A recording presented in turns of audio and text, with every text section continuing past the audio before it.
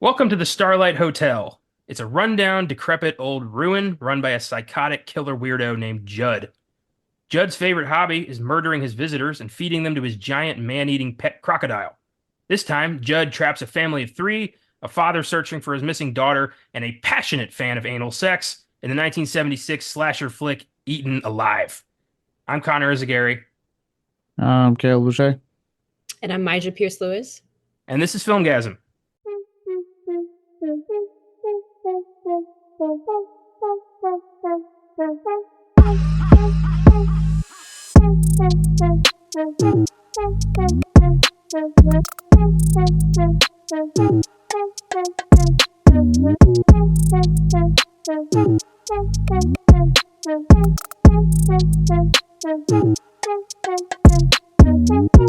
Welcome to the Filmgazm podcast. Our episode today was chosen entirely by Caleb. You chose this one because you destroyed where you got the quote in Kill Bill from, and I mentioned it, and you're like, "Oh, we should do an episode on that." But you know what? I do remember that conversation. All right, I take it back. This is mine. This is on me. Shit. That's what I'm talking about. Well, this is Eaten Alive, Tobe Hooper's follow-up to the Texas Chainsaw Massacre. Uh, Complete blind view for Mysia and myself. But Caleb, I'm curious, what is your history with this film, and why did you suggest it for the show beyond just trying to make me look bad? I mean, you picked this ultimately, but that's not the point right now. This is my first time actually seeing the film. I'd always heard about it, being a big Tobe Hooper fan that I am. I didn't Yeah, realize this was a blind view for all three of us. But all right, continue. yeah, you do that a lot to me, but it's fine. Um, yeah. But being a big Tobe Hooper fan, obviously I kind of heard about this throughout the years, and also my love for like creature features and specifically alligator ones. I was like, oh, I should check this out. But like a lot of things, it was hard to find for a bit, and they've been making it a lot more easily available now. Yeah. So I just felt like the perfect time to finally dive into this one. Because I feel like there's like two different time. There's like the 70s era of Hooper, which is basically Chainsaw Massacre and this film. And then like the 80s era, which is like Poltergeist, Funhouse, Invaders from Mars, all his like a lot bigger, more well-known stuff that came out. And it's kind of cool to me kind of watching this with Texas Chainsaw because you really see his style in both of these films and what he was doing with his thing in the 70s. And I kind of like right before we recorded, I said, this feels like Chainsaw Massacre on crack. Like he just took the dinner scene and said, let's make a whole movie out of it. That's an apt Yeah. description. Mysia, I'm curious, why did you want to join on this one? Like, what was it about this movie that made you want to participate in this one? Right. I'm going to be very honest with you. I don't remember. I'm going to be so honest with you. I remember the Charlie and the Chocolate Factory thing, and when you reached out, I was like, "Did I sign? Did I do that?" So I don't know what then me was thinking, but I'm glad that I did because when I watched it, I was like, "What is this fever dream that I apparently signed myself up for that I did not know that I did?" So I mean, I guess it makes sense in the grand scheme of things. So, um, so yeah, but then also like hearing the conversation about like a specific horror genre where in like its primary focus is on alligators or any sort of reptile, like even thinking about like anaconda and stuff like that. It's very interesting, fascinating, very specific interest. So I was like, wonder what this movie's gonna be about. I agree, and I was kind of bummed that this movie's more of a slasher film than it is a creature feature. Like, we only see the Yeah, gator or the croc like twice. yeah. We're largely just following this nut job around with a scythe as he like just carves up whoever shows up in his driveway. Um, we planned a whole gator themed thing, and now it's like feels like it wouldn't fit, but we're still gonna do it. Uh, yeah, If this anything, movie. Hmm? so if anything, just blame Hooper because I don't think Crocs would survive in the swamps of America.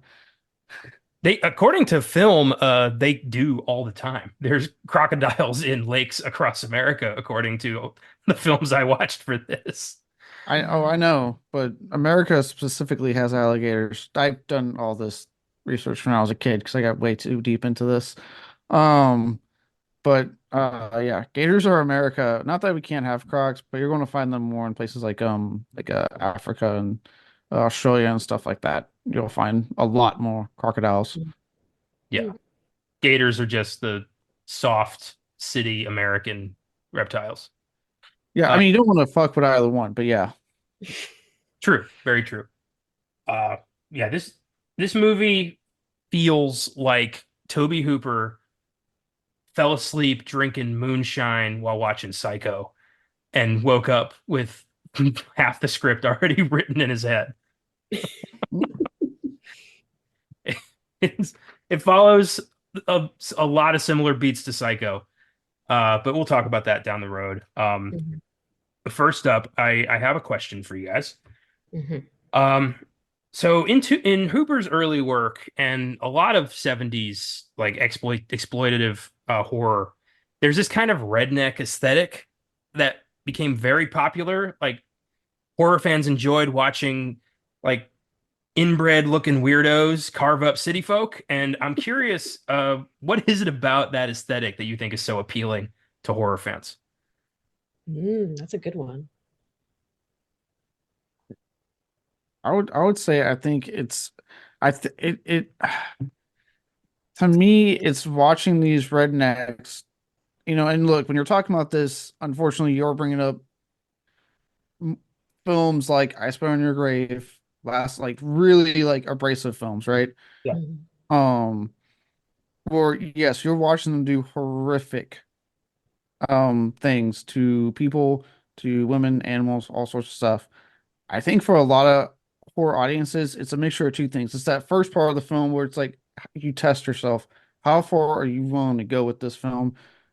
How much are you willing to take with a film's content? And then to me, the second half is the second part of it for horror fans, which is watching usually these fuckheads get their comeuppance, for lack of a better, just be perfectly, but get their comeuppance, right? Like if you can sit through like I said, like Last House on the Left, right? If you can sit and make it through that first part, you get the second part where you watch them get horrifically just destroyed. And I think that's kind of like for I think a lot of horror fans, it's a mixture of like what can I make it through, and am I going to get payoff and watch them get their comeuppance in horrifically graphic ways in the Mhm. second half of this film. Mhm. Interesting. Mhm. Okay. I like Yeah. that. Mysia, what do you think? Yeah, I don't know. It puts me in the mindset of like carnivals, especially like back in the day, like 20s, 30s, 40s, 50s and stuff. Like there's this interest in the grotesque. Hmm. And then some of those things could be like the socially abnormal, like genetically weird, modified human being that just has these different anomalies that is just not common. And so people create a spectacle out of that. So to combine that with horror, I mean, because to a degree, it's like weird and kind of horrific depending on whatever's going on. Like, like people who are born maybe with a partially absorbed twin. And so there may be some legs sticking out of that like full adult body or whatever. Like people, I don't know, it cues the imagination to think of some stuff. And then so when you like play into the horror mindset, it is just this interesting dynamic where it's like it's so gross, like I really don't want to watch, but also I kind of want to know what's going to happen with this thing because it's so freaky. And then the freakiness of them like looking all weird and inbred, plus being all evil and conniving, and then doing all these like grotesque things to other people. I don't know. I think it just adds to that level of like morbid curiosity that we kind of have, especially when it surrounds genetics, and then to couple that with gore. I mean, hey, I think that's everyone's horror dream. That's a neat idea. I never really considered that like some horror films, if not all of them, are basically like the modern day equivalent of like P.T. Barnum's Sideshow of Freaks. Hmm. That's interesting. I like that. That's a cool concept. Hmm. That does, yeah. I think, watching particularly these like, exploitative, just gross out, let's see how far we can take it movies Yeah. are a test of durability and just to see like, it's just this is shit the average person is never going to encounter in their day to day. I Like hope not. the odds of like being captured by desert mutants and raped to death by a dude with three faces is not going to happen to the average Joe. So I hope not. I hope not. I Pull up hope a story someone else later. back me up. But yeah, like these movies are like, a kind of a dark fantasy of like, I'd never end up in a situation where a crazy hotel owner is, chasing me with a scythe and feeding me to a giant crocodile. Like that's, so this is what it would look like if I was in that situation. It's a way to kind of, see if I ever had to face certain kinds of hell, this is what it would look like. Yeah, Yeah. that's how I view horror is like, if I was there, how would I handle it differently? Is usually the answer I come to pretty much every I time. I want to put myself in that situation. Yeah, I would I be would like, "Oh, want you to want to drive. stay at that hotel? No. Look at it. No." Yeah, I'm gonna drive through this swamp and get to the Best Western on the other side. There you go. Yeah. Yeah.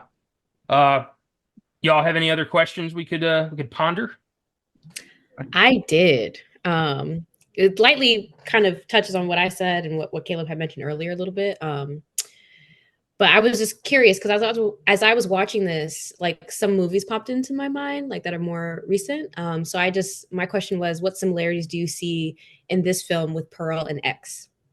Because I saw some kind of like dynamics with Pearl. Like at the end, she kills Mitzi and she feeds her to a crocodile or like an alligator or whatever the thing was, some reptile. And so I was like, oh, it's giving a lot of this. And so I wondered then if Pearl and X were even inspired in some way by this, maybe indirectly even, because it was some element of Eaten Alive where the opening girl, I forget her name, but the blondie one that opens the movie, she has this very like docile, kind of submissive voice and presence about her. And that's kind of how Pearl is presented a little bit. I mean, and there's more reasoning behind that. But then I don't know, Pearl is also like the evil person in it. So she kind of takes on the role, I think, of Judd, who's killing everybody and just kind of haphazardly doing it. But initially is like, oh my God, what did I do? And then just keeps going. So I just wondered, like, were there any similarities that you guys could draw between like Pearl and X specifically? Because I feel like some of those things intertwined with Eaten Alive.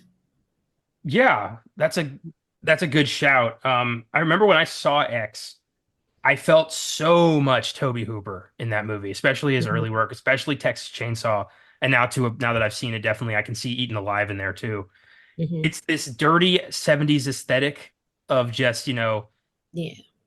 a place that no one's taking care of, a life that people just abandon, like, almost internally, like they've just given up. And now these external forces show up and threaten to change that, to uproot what Mhm. they've been doing, and they have to act. You see that in Texas Chainsaw, Eaten Alive, and very much in Ty West's two movies. And I hope we get that third, if provided Mia Goth beats that court case. Y'all heard about the kick in the head, right? Yep. Yeah. Yeah. Fucking Yeah, we'll see how that plays divas. out. Um, yeah, well, it's actually I'm glad you brought the mind tricks. I remember reading up on X before it came out. Ty Russ very much blatantly stated in interviews he was inspired by the 70s horror films and Texas Chainsaw Massacre. He was Mhm, heavily inspired by that film when he made X.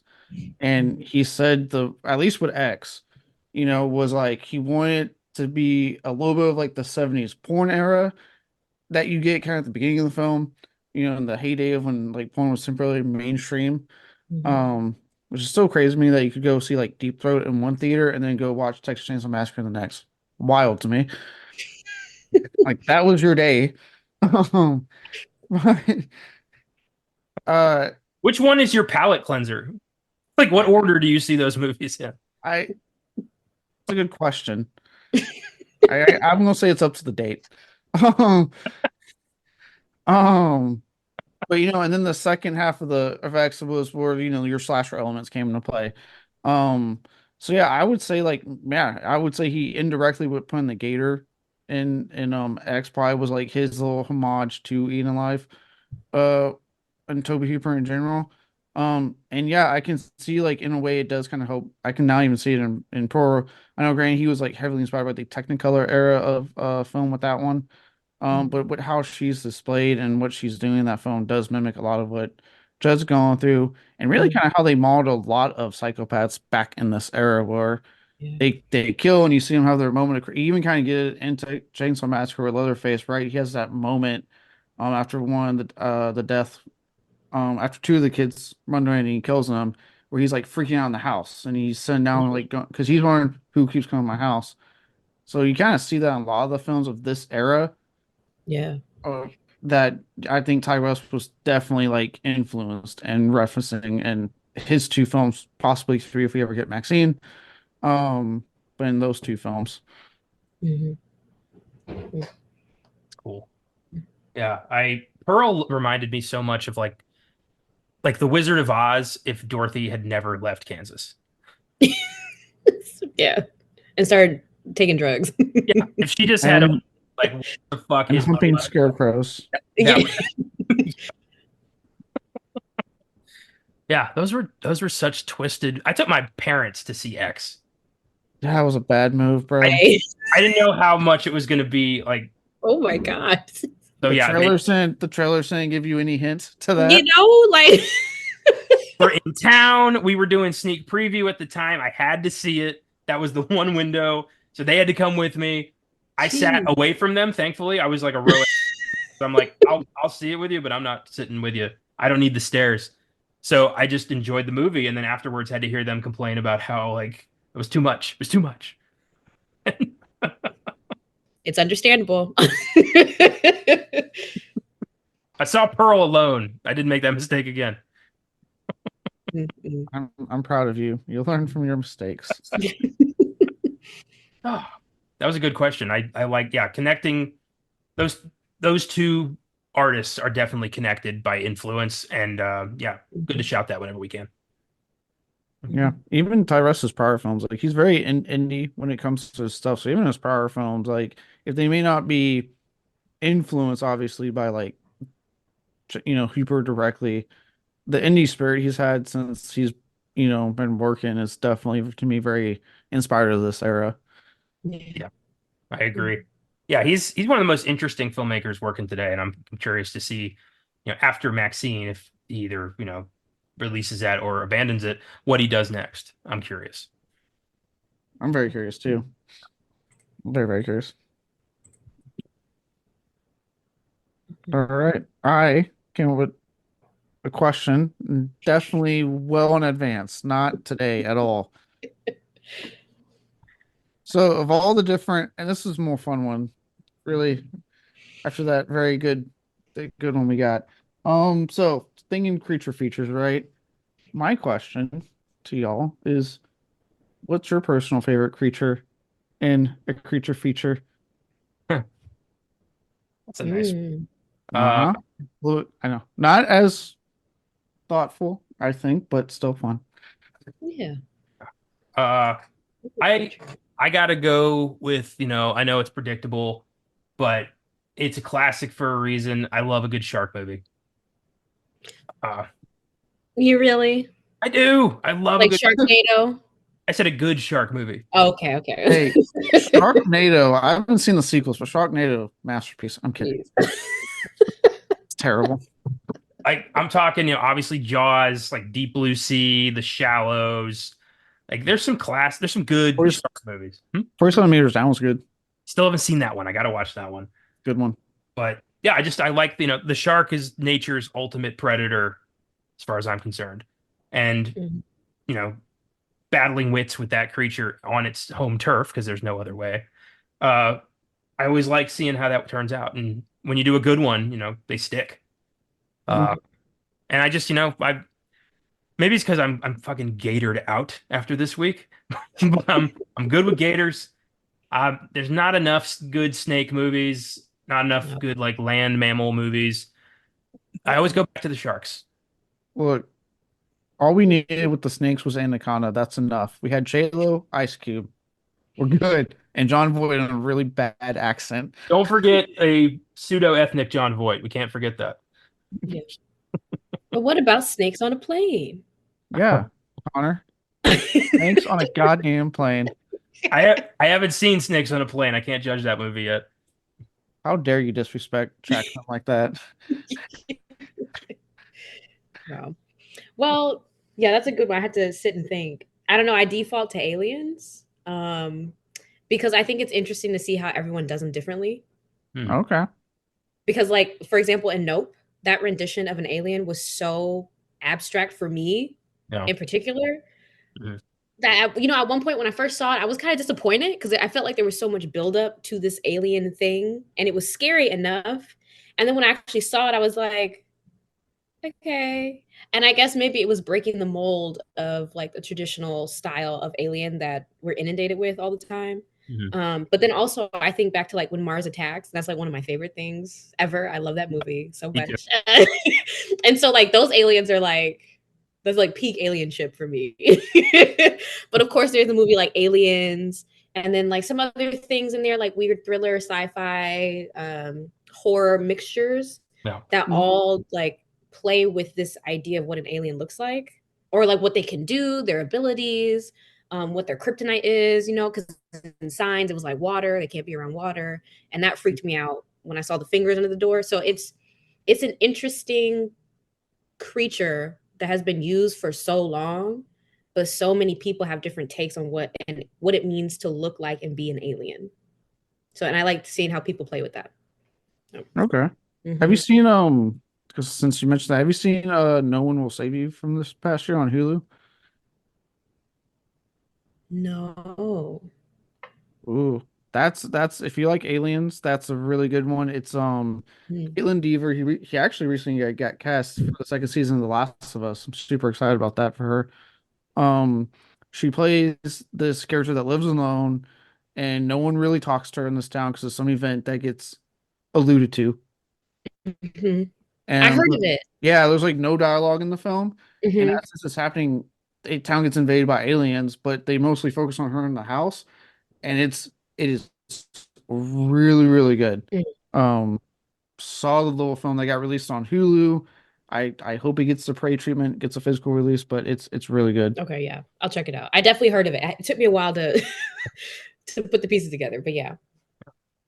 I always, Oh, I know Caleb, we talked about this. Like, we have, we tend to separate creature feature and monster movie into like creature feature is like a creature that exists that you can tangle with, and then there's monster movie, Oh. werewolves, vampires, and all that shit. But I guess like I'm trying to think of like other like creature, like real, cocaine bear. That was a good one. Cocaine Bear. A Yeah. bear was Well, on there's cocaine. Raptor, right? Oh, Velocipaster. Yeah. Yeah, That one?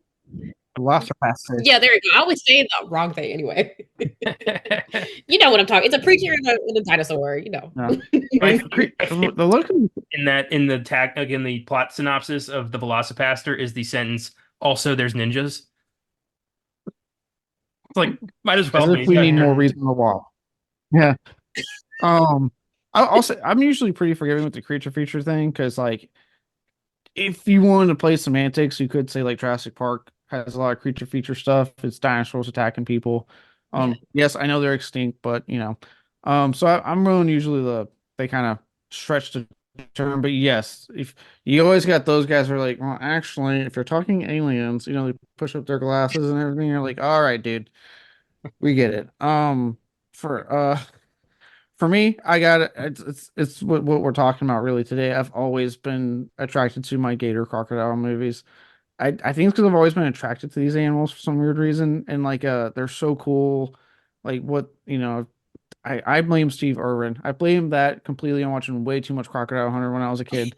Um, but I've always been fascinated by these creatures, so I've always enjoyed these films. Like you said, Connor, same thing. When they're done well, for as many bad shark films, you got some real shitty like gator croc films that exist. Yeah. Um, but when they're done well, when they're done right, they can be a really good time. Mm. Yeah. I agree. I agree. There's some like we're gonna talk about some of them in a minute here, but yeah, some there's some amazing Gator movies that just stand the test of time and are gonna be around forever. And that really comes down to just, smart filmmaking, good script, just like it does with every other good movie. Mhm. Oh yeah. And then outside of that, I'll always defend Anaconda. I can't praise the camp value greatness that is Anaconda. It is very campy. Yes. It's also the only movie ever made where you can watch Academy Award winner John Voight get swallowed whole and spat out. So if you Yeah. if you've always wondered what that looks like, that's the movie for you. And the cast, you got J-Lo, you got Ice Cube, and like still NWA Friday Prime Ice Cube, like going on. You got Owen Wilson randomly in the movie. Like it's the most random cast ever put together, and I can't get enough. Danny Trejo, I think, is at the beginning of the film, just randomly. I love that the movie starts out as like this documentary to find this like lost tribe, and it just immediately goes straight to we're gonna get this giant snake, and that beginning part is never brought up again. Yeah, you have to say it like John Voight when he says it. We're going to catch this snake, and we're gonna kill the snake. It's, it's so terrible. It's so terrible. Ah, I think yeah. it's supposed to be like I think it's supposed to be like Asian or something, and it's not convincing. I always thought he was supposed to be like either like South American or South African. His name's like You know, Paul. I'll look it up right now. I got it. Keep talking. I'll look it up because now I'm curious. Okay, so before we get into Eaten Alive proper, I planned a quick but fun project that I ended up calling a Gator Gauntlet, which is ironic because almost all of these films deal with crocodiles. But we're gonna keep the name because I can't think of anything. Crocodile Corner. I don't know. I can't. I'm gonna keep Gator Gauntlet because that's a good alliteration. Uh, Get around it. yeah, there you go. Paraguayan. Supposed to be from Paraguay. He's Paraguayan. That makes sense. Yeah. This is not the first time we've looked this up on like mid episode. I'm having some deja vu here. Hopefully it sticks this time. Paraguayan. Okay, I'm gonna file that away. Um, so we're gonna briefly discuss and rank 5 creature features starring alligators and crocodiles as the main attraction. Uh, there's a lot of these, obviously. The 5 we've decided to focus on, obviously Eaten Alive, and then there's 1980's Alligator, 1999's Lake Placid, 2007's Rogue, and 2019's Crawl. Uh, so Caleb, worst to best, what's at the bottom for you of these 5 movies? You know what's funny? It's the one that I did still like because I pretty much like all these films, but I know you didn't. Rogue. I probably because it's the one I haven't seen in like the longest amount of time compared to everything else. I didn't have time to rewatch. I was like, yeah, I'll just put Rogue there. Um, I do remember having a good time with this one. I know it explores like this real life crocodile that exists in Australia that was like knocking over people's boats and things like that. Real aggressive croc. Um, and it explores a what if scenario with it where it knocks over this boat, people get stuck on an island, and it's like picking them off one by one in various ways. Sam Worthington pops up in it, which I believe he filmed well before doing like Avatar or something, but just due to American release it didn't like come out till he was big here, because they love to do that. And I think Dimension handled release in America, so that explains a lot with those guys. But I do remember having a good time with this one, and I thought it was cool when they got into like the Croc's lair at the end. You don't see that a whole lot in these Gator movies. Usually, it's how can we draw it out and kill it. And this one, she ends up in its lair and has to kill it. And it's massive. It's a huge thing. But I do remember having a good time with this one. Fair enough. I didn't. Um, I was bored. I don't know. I don't know what I expected from Rogue, but I expected more. It felt very like Sci-Fi Channel original movie, kind of like they spent all their money getting Sam Worthington, so like they couldn't afford a convincing crocodile. How dare you compare it to sci-fi? The CGI was better than that. I didn't think so. You haven't seen enough of those films. I deliberately, yeah. I've avoided like, Super Snake versus Croctopus 5. Yeah, I've avoided that shit deliberately my whole life because they're gonna suck. That's all I need to know. Ghost Shark, Lake Placid 3 versus whatever the hell they put together. Ghost Shark. That's something else. That one is All right, Rogue's number 5. I didn't expect that, but here we are. All right, number 4. The movie we'll be talking about, Ian Alive. This is probably just a recency thing. Why I enjoyed it, it did take a while to realize, oh, this is how this film's going to go. Um, but I mean, I still overall had a good time with this, and being just in this world with these weirdos, I definitely felt like I needed a shower afterwards. As soon as like the credits were, I was like, I feel dirty watching this. What did I just watch? Um, but yeah, I had a good time with this. I thought for like 70s the gator effects or the croc effects, I should say, actually didn't look terrible. I give them credit. It looked like a convincing enough croc to me for 1976. Well, for 250 grand, like that's pretty much where the money went. So yeah, for the two or three shots we got of Judd's croc, uh, Yeah. looked okay. Looked okay.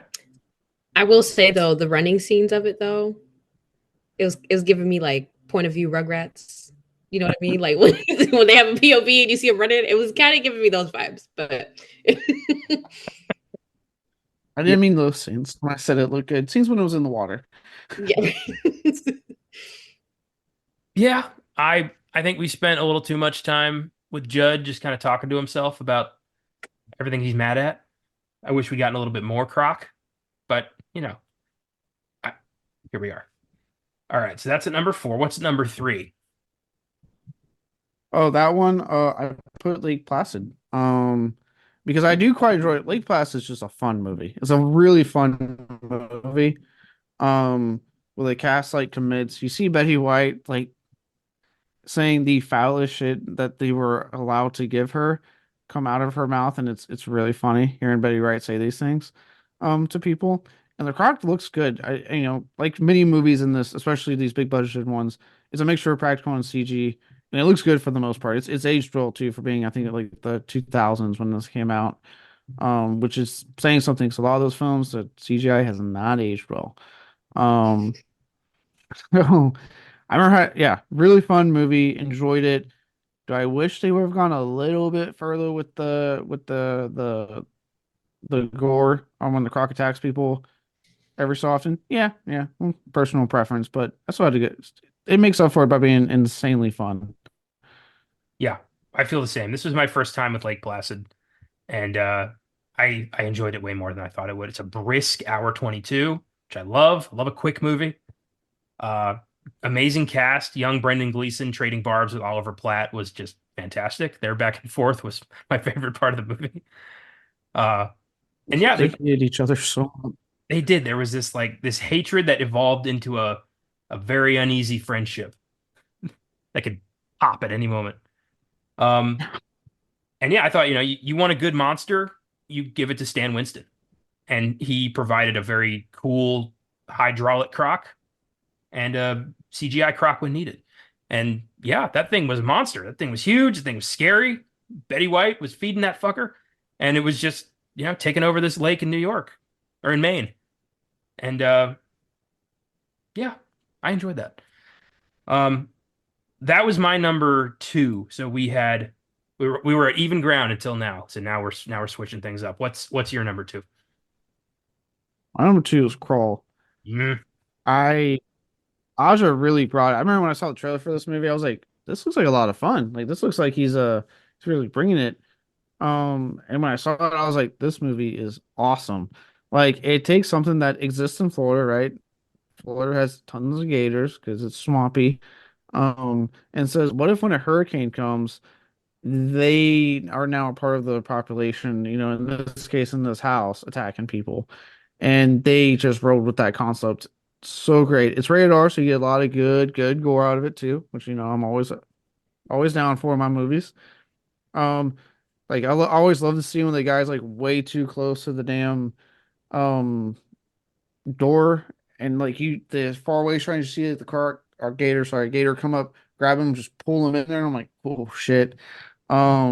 Or you got the cool scenes when like she had to like use the bathroom glass door to evade it. Like this film just like it just doesn't let up the moment it starts. It gives you just enough to invest in the character, and then just keeps going, and just it's fun. I've seen this film several times now. I always enjoy watching it.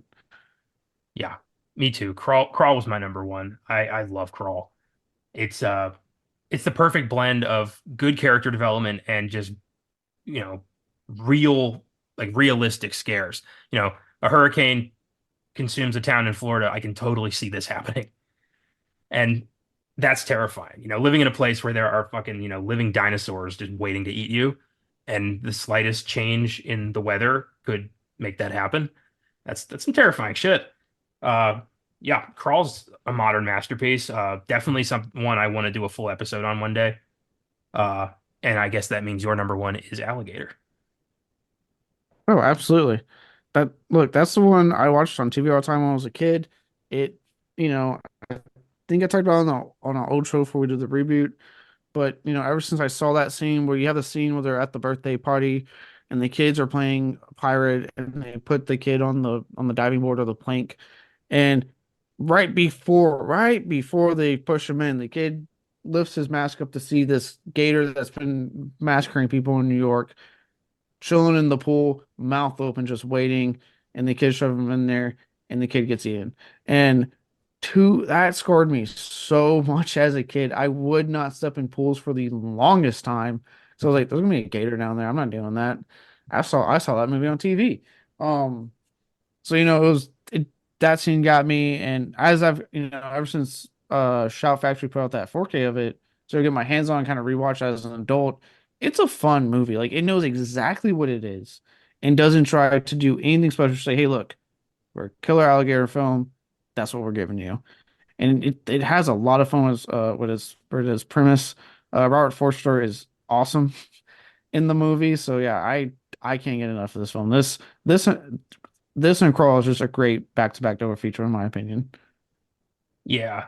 My favorite aspect of Alligator is the Robert Forster story where it's like, grizzled cop, not a lot of years left on the case, still trying to solve, this one murder. And then all of a sudden it's like, oh, that's a huge fucking alligator. And now that's the focus of the movie. Like his whole story arc is now gone. And now he's like, I gotta stop that monster. Yeah. I love that. And it's just huge and scary and off-putting. And isn't it like it's eating dogs that were experimented on with growth hormones, right? That's what's making it so huge. Yeah, it's been Yeah. been a couple of years since I watched Alligator. Um, yeah, I totally see that. Yeah. Are there any off the top of your head, like any Gator movies we should have talked about or like deserve? Uh, One I've been wanting to, I haven't seen it myself. One I've really been hearing good things about is one called Blackwater. I think it came out the same year as Rogue did, and it was based off what happened with these tourists in Australia. Hey, if anything, stop being in the waters in Australia. It's the lesson here.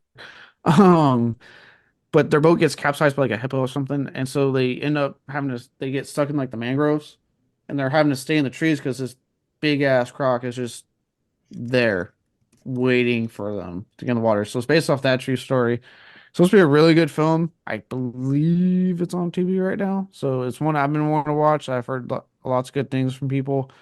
Um, look, it's been years since I've seen it. I was a kid.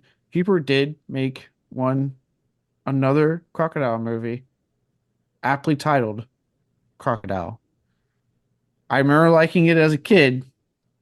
I have not seen it in years, so don't quote me on if it's still any good. Uh, I would like to shout out. It's not a crocodile movie, but there's a crocodile scene, Eraser with Arnold Schwarzenegger, where he randomly fights a fucking crocodile, a very terrible CGI crocodile, shoots it in the face, and then quips, "Your luggage," and then goes about his day. Oh yeah. Oh yeah. That's Not peak his, right there. that's not his best one-liner. Yeah, I don't quite get it. Like, is it a like croc skin joke? I guess. He should have just started repeating one of his old ones. Get to the chopper and then just leave. No explanation. If he ever gets dementia, it's going to be fascinating because I bet he's going to do that. Just say his movie lines. Yes. Yeah. Well, that was a fun Gator Gauntlet. Mysia, thank you for indulging us on that. I Uh, learned so much. yeah, some of those are good You flicks, did. are worth visiting. But some, uh, If you learn anything, Crawl, Alligator, and Lake Placid, probably the top three you need to check out if you haven't. Mhm. I was Um, gonna throw in my bid there for Peter Pan for a little bit, but I withdrew it. I understand the circumstances, so that's a good shout. Yeah, Peter Pan's absolutely a crocodile movie, kind of like adjacent. Oh yeah. Mhm. Captain Hook getting hunted by that croc the whole time. Yeah. Mhm. One of my favorite bits in Hook is when he accidentally brings that fucker back and it just finishes some business. I love that. I didn't even think Yep. about that. That's a good one. Yeah, Peter Pan counts.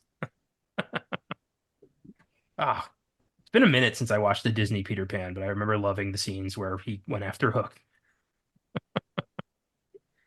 Oh Uh, yeah. I remember being they were funny as a kid. yeah.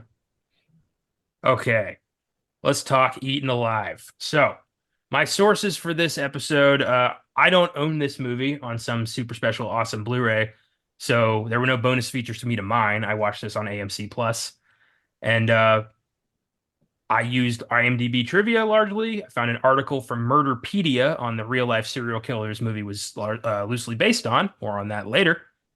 And then Wikipedia a bit to kind of confirm some stuff. So, not the most detailed production info. I promise next week's will be way more detailed. Mm. Uh, Eaten Alive was directed by horror icon Tobe Hooper. He co-wrote the film with Kim Henkel and Marty Rustam, and this was his follow-up to Texas Chainsaw. Uh, which everyone, I think people who, loved that movie were eagerly anticipating what this guy was going to do next. And you can definitely see echoes of Texas Chainsaw 2 in this movie. This guy reminded me so much of Chop Top. A Oh yeah, yeah. All you need to do is like scratch his head the whole time. lot less funny than Chop Top, but definitely some kind of a proto Chop Top here. Um, so this is what he decided to follow it with. The movie was loosely based on the story of Joe Ball, old Joey Gator Balls, who murdered at least 20 women in the town of Elmendorf, Texas in the 1930s. Uh, I made up the Joey Gator Balls. That was me. That wasn't what he was really called. Oh, I know. Just clear. Uh, he was But it also works. he was called the Alligator Man, which is very not creative at all. The Butcher of Elmendorf and the Bluebeard of South Texas, which is scary. You guys know the Bluebeard story? Mhm. I know it's been a few years. Like a fairy tale about a serial killer. It's very weird. It's a grim fairy tale that has no like Disney equivalent because it's too fucked for Disney to ever touch this. Yeah, can't Oh make snap. Frozen out of this. Oh, we'll see about that. Challenge accepted. That's what Disney's hearing right now. Hey, Disney's desperate. They didn't have $1 billion at the box office this past year. They'll take anything probably now. Tell you that if Mhm. Disney committed a full like let's say $400 million budget, I'm talking big budget, to an animated R-rated Bluebeard movie, they'll make their money back. They will. I'd go see it at least Well, they five. have to compensate for Mickey Mouse. Yeah, that's true. I wonder how they're going to handle that. What, all the Steamboat really stuff?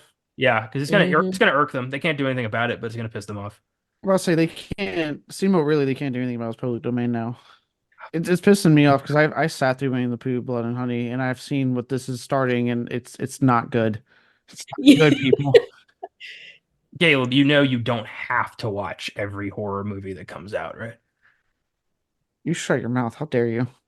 Oh, But also, I will not watch them because I also gave the mean one a shot and went, okay, I'm done with this. They can have this. You're not gonna watch the Steamboat Willie movie? Nope. Nor Okay. the Pinocchio Unbound Revenge. What the hell dumb they came up with? Peter Pan's Neverland Nightmare. Yeah, dude, it's ridiculous what they've been announcing. wow. Uh, okay. Let's talk about Joe Ball. Who is this guy who I've never heard of, but is a pretty damn prolific serial killer? This is from an article on the guy from Murderpedia. So he was a soldier in World War One, served on the front lines in Europe. When he got back, he became a bootlegger, providing illegal liquor during the Prohibition. Uh, when Prohibition ended, he opened a saloon called the Sociable Inn in Elmendorf, Texas, and he built a pond that contained 5 alligators and charged people to look at them. He had kind of a mini zoo going on. And this is pretty fucked up. During feeding time, he would just throw live cats and dogs into the pond. Yeah, that was the show Jesus. people paid for.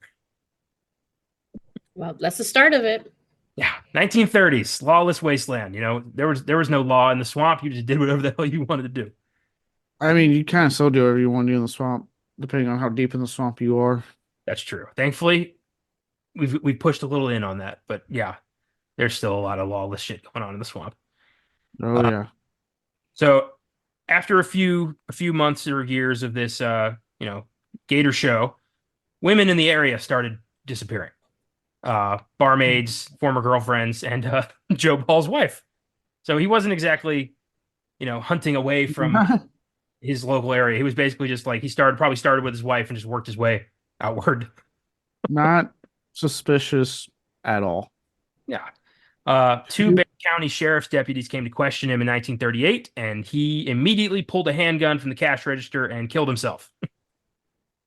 So I'm gonna go with guilty. Uh, that's a big red flag. The guy you're about to question kills himself immediately before you can ask him any questions. Good fair chance he probably did it. Wow, yeah. He didn't even try to escape, run away, nothing. Nope, Wow. just like, fun's over. Boom. I mean, he probably knew that. I'm not condoning going out and killing people, but he kind of sucked at having any kind of alibi. Like, who died? Oh, his wife, ex-girlfriend, barmaid he probably talked to. Yeah, I think we got the guy. I know this is really fucked up, but I'm picturing like his disposal. What was like he would do the live gator show. He'd go to like the cat box or whatever, and he'd grab like a full size human being dressed up like a cat and just chuck her in the pond. And everyone would be like, "That's a huge cat, but this is a fun show." Wow. Got himself A one of those furry. memes. Oh, he had a handyman co-conspirator named Clifford Wheeler who admitted to helping Joe Ball get rid of the bodies of two of the women he'd killed. Their names were Hazel Brown and Minnie Gothard. And Wheeler told authorities that Ball murdered at least 20 other women, and the alligators had disposed of the evidence. That's never been confirmed. They've never found any evidence that the gators were chewing all that up. But then again, they never found the bodies. So, was he? I feel like a guy who's killing women he knows and everyone knows that he knows is also not amazing at body disposal. So I feel like he's not the guy, burying them a county over.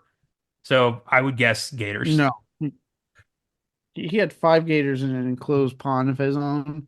Yeah, he was throwing the dead bodies in there. Yeah. Pretty wild. I didn't like that, Tobe Hooper heard about that and thought that'd make a cool movie. And, embellished a little bit, gave the guy a scythe, and voila. The second time because Chainsaw Massacre is because of Ed Gein. So, he was Yeah. just mining serial killers. Hey, kind of was, wasn't he? Yeah.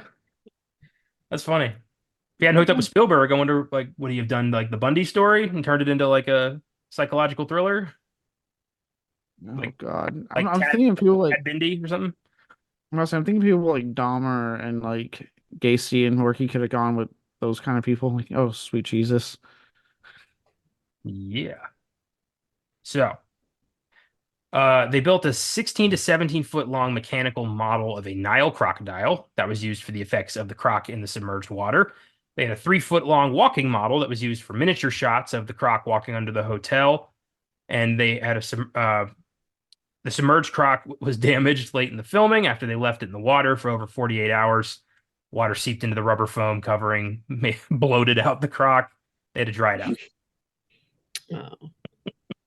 which is I'm kind of proud of them. They show up to set 48 hours later. They got this giant, fat looking super croc, and they're like, that's not right. You're right. They're just poking it. What happened to it? Every time they poke it, it like spits water out of the mouth.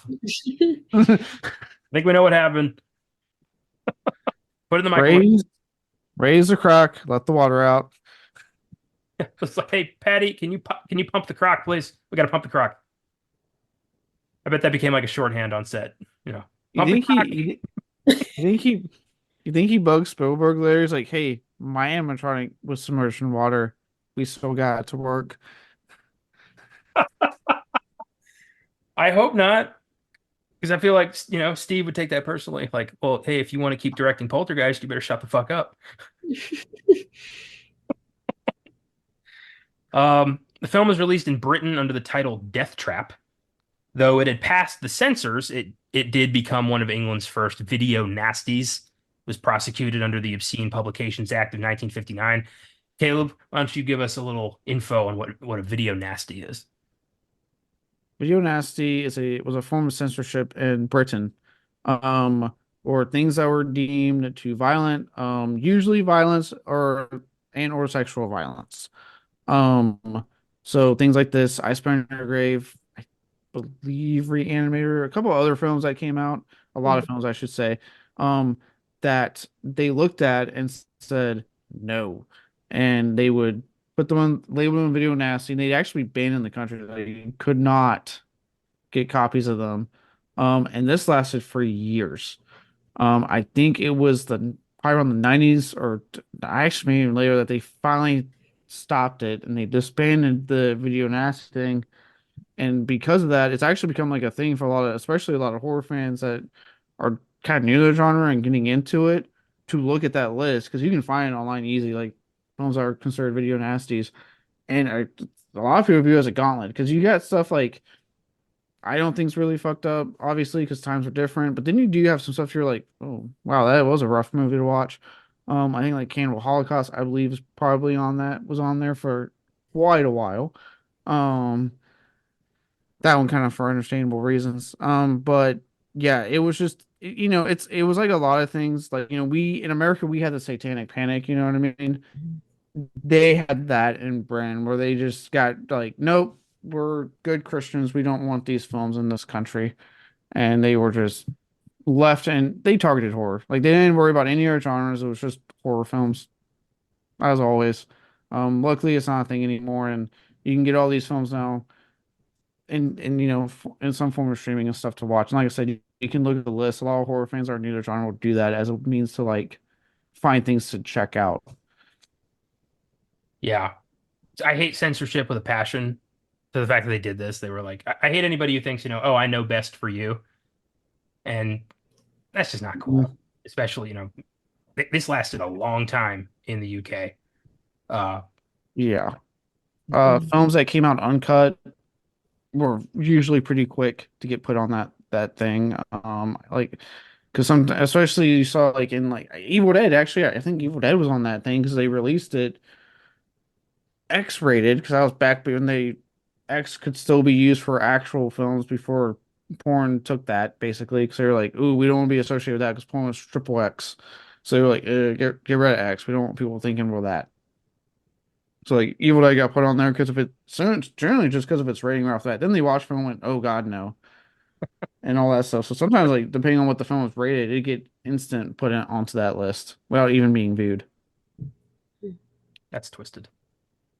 Um, Mm, Eaten Alive was finally re-released in 1992, though the censors edited out another 25 seconds of the movie. It didn't get a full uncut DVD release till 2000, and now it's pretty widely available. yeah, that Uh, happened to a lot of them. When they did finally get released, they would release it cut, and then you'd finally like years later get the uncut release. Yeah, I again censorship. It's like, this is somebody's art. Let's view it. You wouldn't throw a, a blanket over a painting you didn't like. So why is it okay to do that for film? it bugs me in the sense that the go-to thing for every single reason that they want to do this is we have to think of the children. Okay, yeah, look, there's R-rated films, there's unrated films that really push those boundaries, right? And don't get me wrong, like we talked about earlier when I was talking about like the films a lot of horror films watch to test durability. How can we get through this? I'm one of those guys that like Connor knows like if I hear it's the most fucked up thing ever, I'm going to seek it out. Because I'm like, how far can I push myself? I found my limit. Trust me, I found it. Um, but with that, like, I'm not going to sit there and be like, yeah, let some 2-year-old watch it with me, or if I had a kid. No, like, I'm the adult. I'm going to make the decision, be like, there's no way in hell you're watching this because of the contents of this movie. To me, it's not on someone in a government like position like that to tell me what's good for, my child. It's not on the film. I hate when they do that. It needs to be on the filmmakers. No, they made their movie. They released it. It is on you as a responsible adult to decide based off the content of this film, do I want my kid to watch it or not? Yeah, Mhm. personal accountability. Uh, Mhm. yeah, Mysia, what are your thoughts on censorship? Definitely gets problematic for sure. I mean, like, not just movies, but even books. Certain books have been banned and stuff, and so we see book bans like across the United States and different states, like whole lists of banned books, and some of the reasoning behind it is kind of like, eh.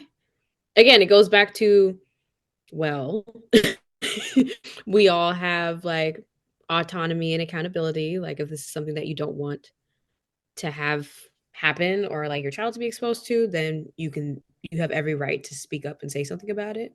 But to ban it outright and prevent other people from learning who may be open to it or who may want that, like that's you're robbing other people who are responsible, who are willing and able to consume that content and that material on their own accord. So I feel it's been I know things kind of like fluctuate. And I think it also goes with like the time. So, like Satanic Panic, and there were like different renditions of that too. It wasn't just like the one time. It was kind of seen out throughout the last century, the 20th century, 21st century, 20th century. So I think it also goes with like generations and then what the things that we're encountering in different generational groups and our experiences and what's impacting us and like current events and stuff like that has a major influence on what we accept and what we don't, what we fight against, what we kind of go with. It's like a weird ebb and flow situation. We'll be censored for a long period of time, uncensored, and then maybe even censored again. So it's an interesting dynamic that I notice. Yeah, I agree.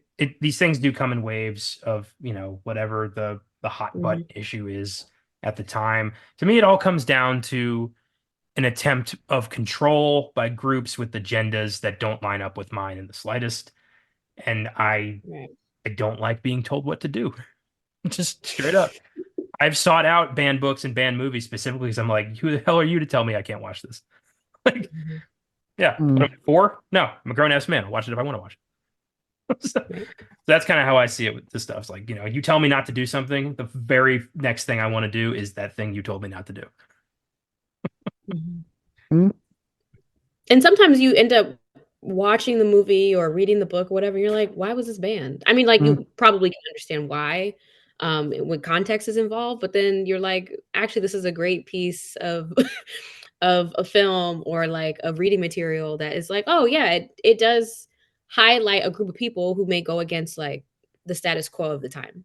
These days it's And you can not clearly see where the power dynamics come into play, yeah. these days it's really like they're not really going after violence and like gore anymore. Like now they're going after, things that deal with race, things that deal with like, communist ideologies, like things that are going Mhm, to make you question the status quo and think about life as you know it, which is the stuff you should be mhm, reading. The stuff you should be watching is stuff that challenges the way you think. That's the good stuff. That's the best stuff. So I hope there's people out mhm, there aware of that and are actively seeking that material. Uh, I definitely try to make an effort to do that. mhm, Um, Mm. Eaten Alive was not well received back in 1976.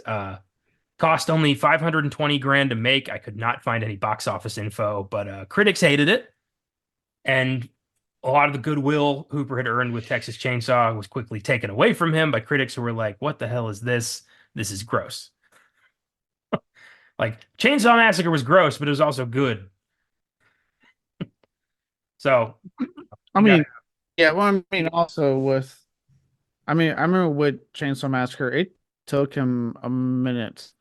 to really gain traction. I think it was a little bit of a 1-2 because you had critics that were praising what Chainsaw Massacre did, but and I'm really looking forward to digging into the book. I don't know if the book's going to go over the release, but Hooper and the actors had tons of trouble getting work because of that film. I even though it's heralded now as like one of the most classic horror films ever made, they had issues getting work after that film. And I think in Hooper's case, the 1-2 punch of this did not help him. True, but Texas Chainsaw also grossed like $30 million. So it was a success. Like it was an obvious Yeah, success. This was not. no. No, was not. So Uh, yeah, about to say he didn't have I would say he didn't have critical fervor with Chainsaw. He had the audience goodwill, which made studios go, "Well, okay, you made box office, so we got you." And then when this thing hit the box office, all the critical, they went, okay. But I've talked about it before on the show, like Hooper's career is something that's like really fascinating to me as a film fan and being from Texas.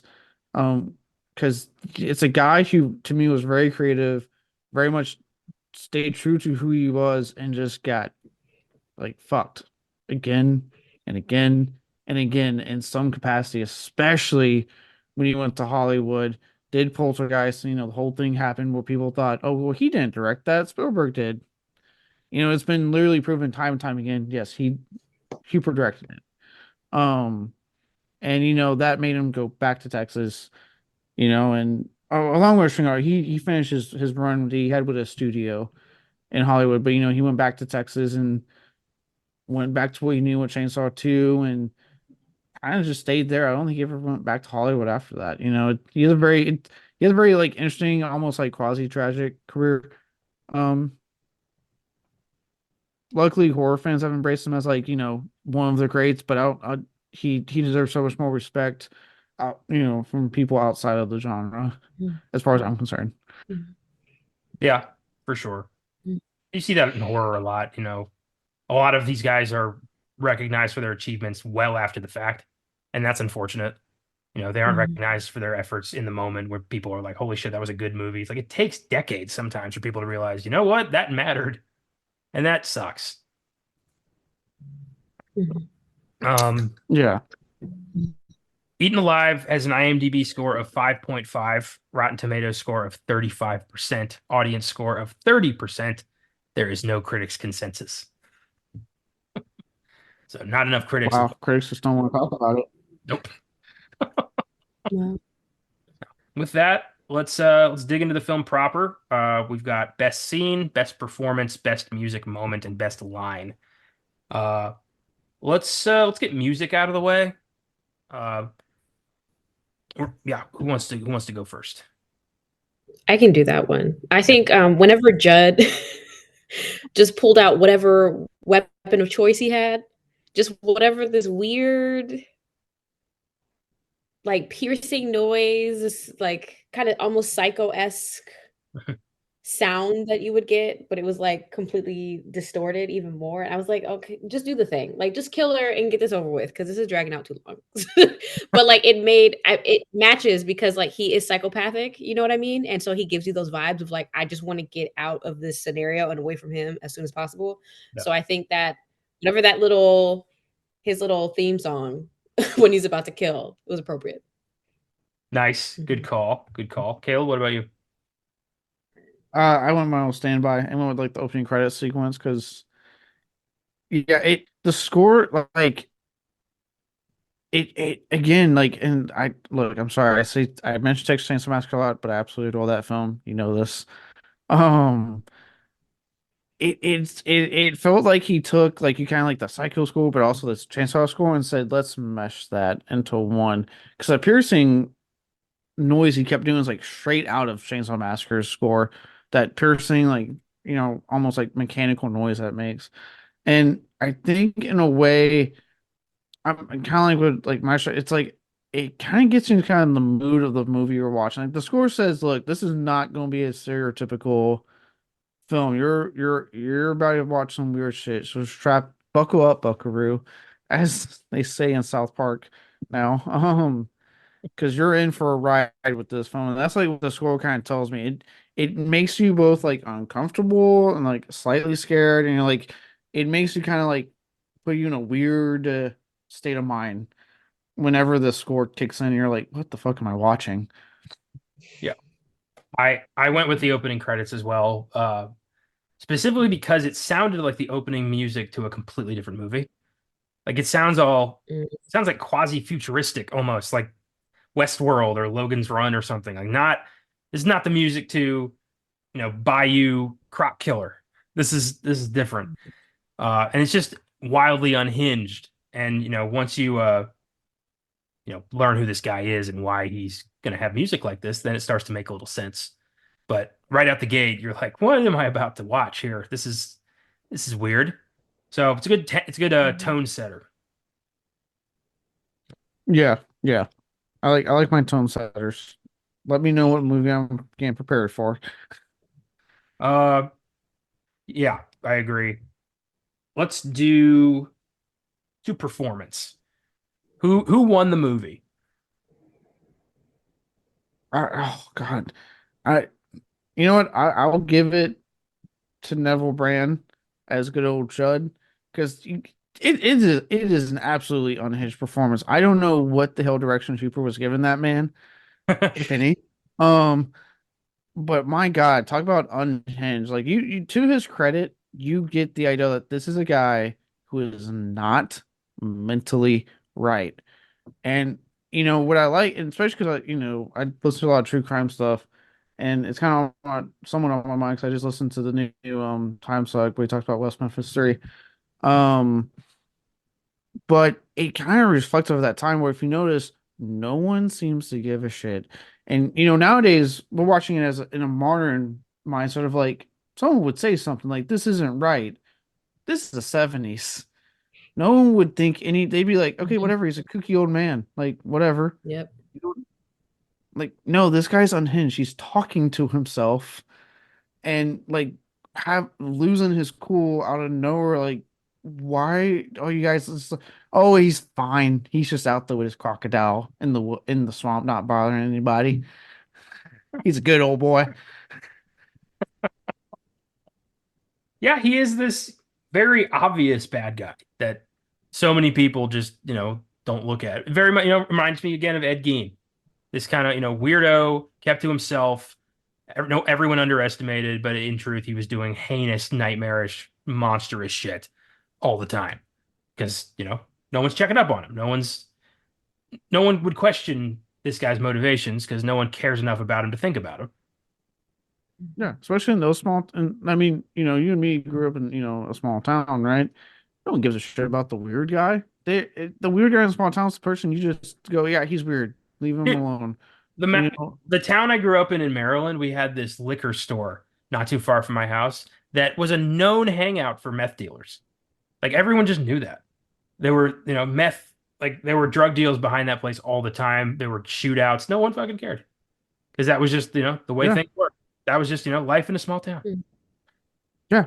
Blanco, Texas, Shelley Duvall. We all had stories about how Mm. strange that woman is now, and we just go with it. It's just normal. It's like, yeah, if she's strange, she's a part of the town. Yeah. Mm.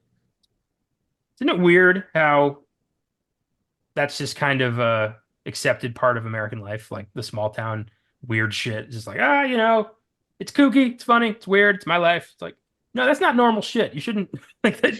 That Yeah, should not be something that you're remembering fondly. no. And as this movie shows, no one gives a shit until well, it gets serious. Mhm. Yeah. Um, yeah, Neville Brand's great. I want to shout out William Finley as Roy because I don't know what was up with that guy, but he was crazy in his own way. And if Judd hadn't killed him, he was going to kill somebody himself. Yeah, when Yeah. you start barking at Marilyn Burns, I'm like, the hell's happening with this guy? Mm. Yeah, so odd. Yeah. What about you, Maja? Anybody you want to shout? Like, yeah, I was gonna say like, because this is my first watch of the movie. Like, I've never heard of it, seen it before. So when I was being introduced to everything and being set up for what was going to go happen, Clara, right? She's the opening character. So in all honesty, I thought it was really going to be about her and her interaction directly with the dude. So then when she dies, because I was thinking she was going to be the final girl kind of thing. Mhm. That's the feeling that I got, and I was like, cool. Like we're on this journey, learning who Clara is and how she's going to get away from the psycho guy. And then she dies, and I was like, okay, well, I guess not. um, but I guess that was impactful for me, so I just want to shout her out. So I feel like she like really made a strong opening to the movie, like just with how emotional she was, with how like you automatically felt a little invested in her story, and you're kind of following her through this path of prostitution, which you really could tell she doesn't want to be a part of, but she's in hard times, and then she goes to this like slummy, like hotel with this creepy dude, and she's trying to get away. So you're kind of rooting for her, and then she dies. And you're like, oh well, I guess let me just watch the rest of this movie, see who else pops up. Yeah, This is the I think she. second movie in a row we've done on this podcast that is either, throwing an homage or directly stealing from Psycho. Mm, And I find that because that the whole bit with Judd and Clara is such an obvious nod to Psycho. yeah. The lady we think is going to be our hero is, in a weird situation where we're feeling sorry for her, we want her to succeed. She ends up at what we think is a bump in the road and turns out to be her immediate execution in a very violent manner. And now we don't know who the hell we're Like, supposed to root for. It's a great way to just mm, kind of fuck with your expectations, take you completely out of your equilibrium, and just kind of feel uneasy. When the right. protagonist dies that early on, or at least the person you think is the protagonist, you Hmm. no longer know what to expect. You don't know how things are going to play out. The rules have changed. And Hmm. Mm, that doesn't happen a lot, but when it does happen, it's incredibly effective. Yeah. yeah. Yeah. I think what makes it work here too is the people they introduce next is that the crazy couple that aren't don't seem right. So you're like, it can't be them because they do not seem on the up and up. So the film does a good job of saying like, give us time. We'll show you who the main person is. Just wait. Like Mm, he messes with your expectations on who the hell we're following throughout this whole movie. Yeah. mhm, Like, another contender for protagonist is Clara's dad, who shows up looking for her and really doesn't do much of a investigation. He just asks people, do you know this person? And as soon as they say no, he's like, okay, and moves on to the next person. He's really not trying that hard. No, not at Well, all. I think he's like depressed. I mean, his whole demeanor is kind of like hopeless. Like he's trying to find his daughter, and he just needs someone to give him some semblance of something. So I think that's where he's coming from with that. But yeah, he's not trying hard enough. But he's also like, I think, in a depressed mood because it's like that's his kid. So. Mm. I got a little bit of like old school Southern disappointment too, of like my daughter tried to run off on her own and might be a prostitute, and how dare she besmirch the family name? And if I find her, I'm going to disinherit her. Like Mm, that's the vibe I got largely from him. mm, Uh, A little bit, really yeah. get to stay with him that long because he gets axed too. Yeah. Two other people I do want to shout out, horror royalties, if you will. Robert Englund and Marilyn Burns. Um, what I like with the Marilyn Burns one is he makes you think, oh, this is who we're following, especially because you're like, oh, well, she was the final girl in Texas Chainsaw Massacre. He cast her in this again. Sweet, she'll be the final girl then, like he's done it before with us. And then she, gets kind of incapacitated throughout like the rest of the film. You're like, okay, she's not it.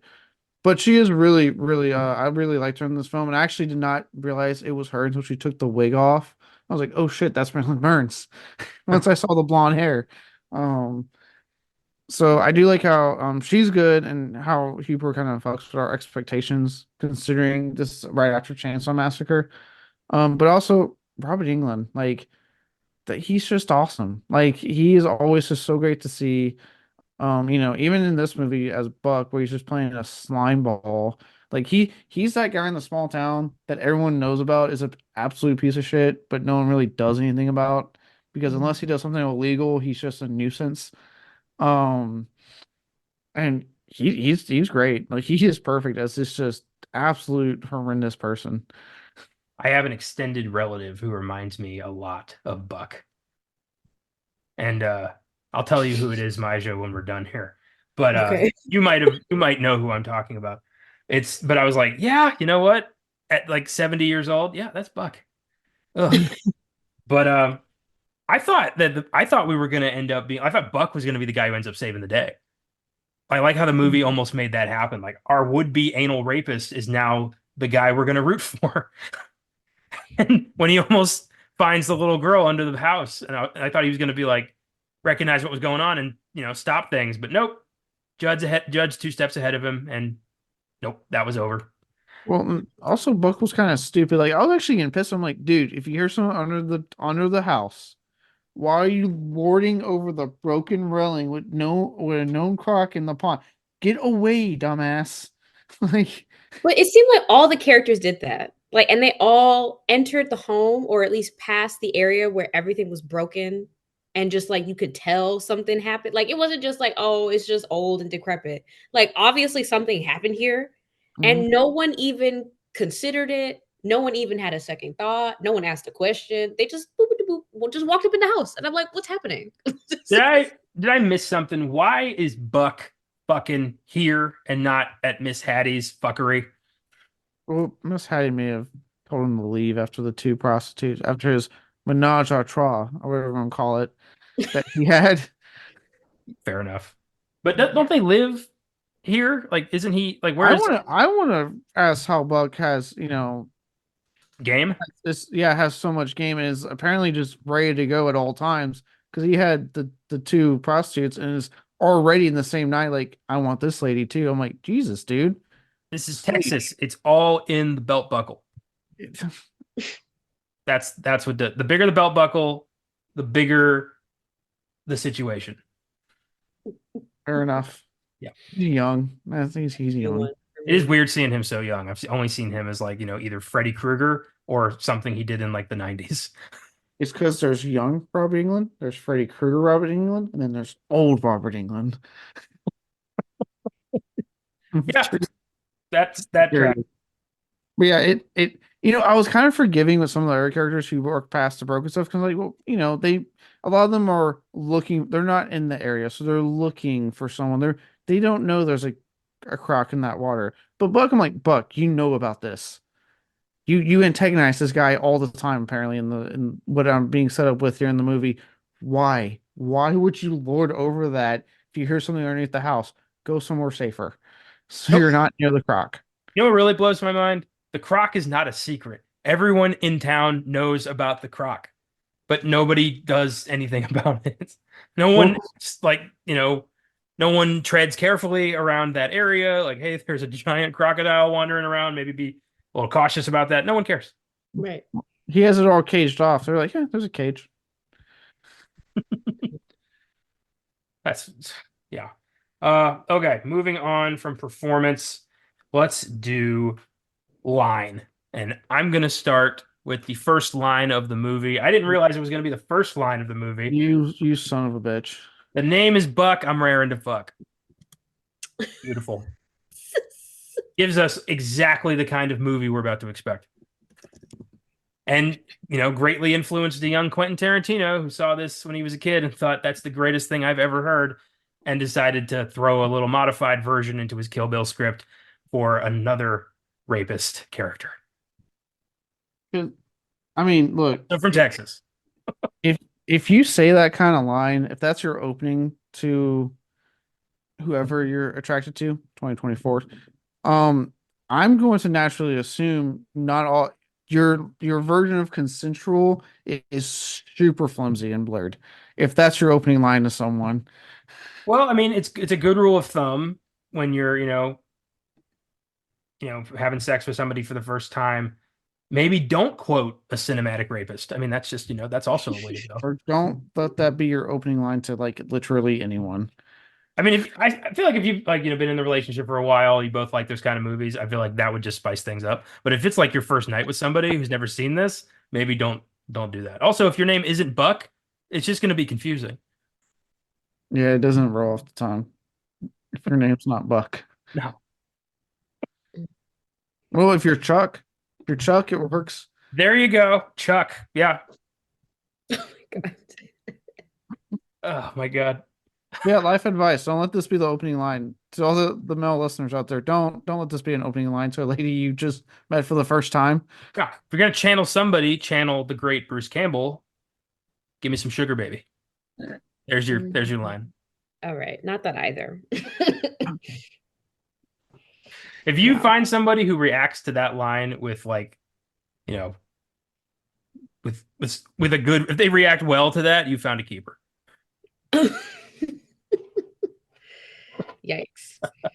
Oh boy. I don't know, like, I don't know if I have a quote necessarily, because the thing that I kept highlighting, that I kept taking notes of the entire time, was just all the screaming.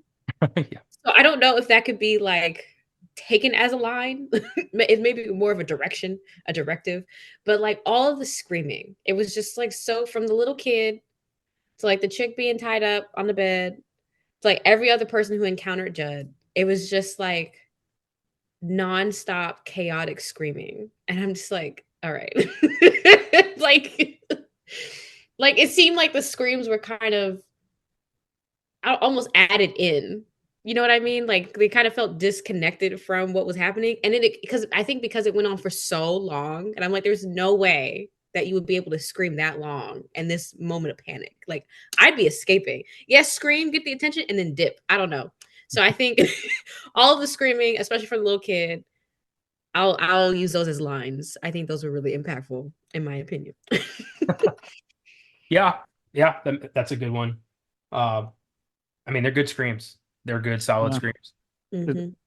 it definitely goes into the whole like this is Chainsaw Massacre on crack because like that whole dinner scene is just screaming in the last 10 minutes of that film, and Huber went, "How can I make this last the whole movie?" Uh, And that's what it feels like.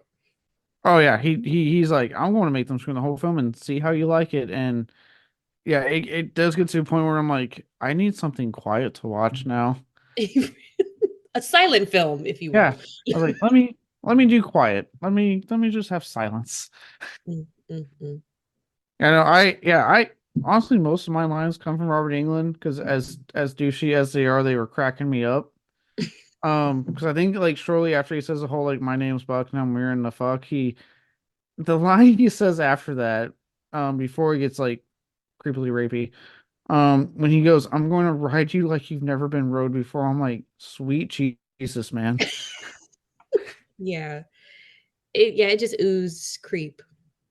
Mhm. Yeah, I'm like, and actually, in that case, if you're in a very committed relationship with someone and you want to make that as a joke, sure, you'll probably get slapped a little bit. But like saying that right off to the bat to some hooker, like, dear God, why? Yeah. Like, Oh, you're not the first one, buddy, that's probably said that. I'm going to ride you like you've never been rode before. Doubt you're the first one that said that. I bet the response to that often is, "It's your money." Your money, your time. Yeah, everything he said was outrageous and ridiculous, and he was having a blast. You could tell. Mhm. Um, I like after the croc eats the dog and bites the little girl, and they don't just leave; they go upstairs. Yeah. Um, She is as Meister said, she is just screaming her head off at this point. I mean, I get it. I have a dog. I'd be pretty goddamn distraught if my dog got ate by a croc out of nowhere. But yeah. Jesus, And Roy goes to get the shotgun, and Judd's like, "Hey, it's my pet. You can't just get like this is gonna happen." And obviously it doesn't work out, but they hear gunshots, and the little girl asks mom, like, "Where's Daddy?" And she goes, "Daddy, what is it exactly? Daddy is He's off to off to slay slay the the dragon." dragon. What? As The he's getting dragon? stabbed. Yeah, You mean the dragon that just devoured your dog in front of your eyes, kid? Mm. yeah. It's ridiculous. It's a good line, but it's also like, This is what I'm saying. I'm not understanding the logic of these people, if there's any logic to be had. Like, why would you continue to, like, move your stuff in when all that just took place? I don't know. That's just automatic, let's not be here, let's leave now kind of thing. I don't know. I'm still not checking into the place where I just saw my dog die. Mhm. And then I know that this man is, like, protecting the thing that killed him. Like, it's just so backwards. I don't understand.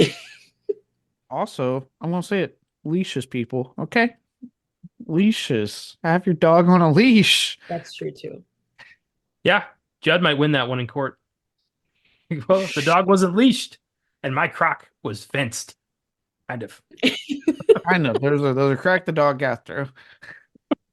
Um, one bit I liked that actually legitimately creeped me out was when Marilyn Burns is being chased by Judd and she's pleading and she just keeps saying please and he keeps sarcastically repeating her please, like just mocking her.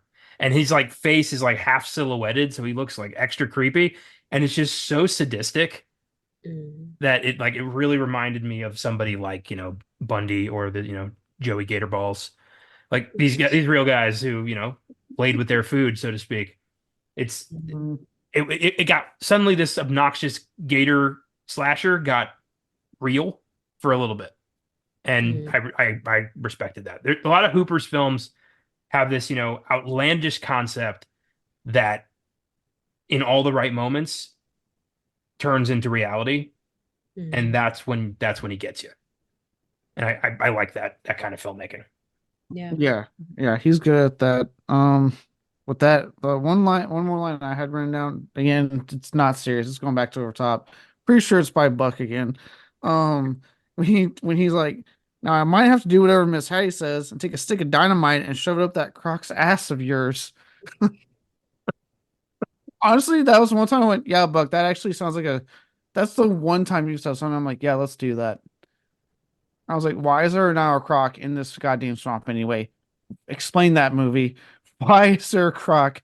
It's supposed to be in a whole different continent in America's swamp. Lake Placid had that same question and just dodged it the whole movie.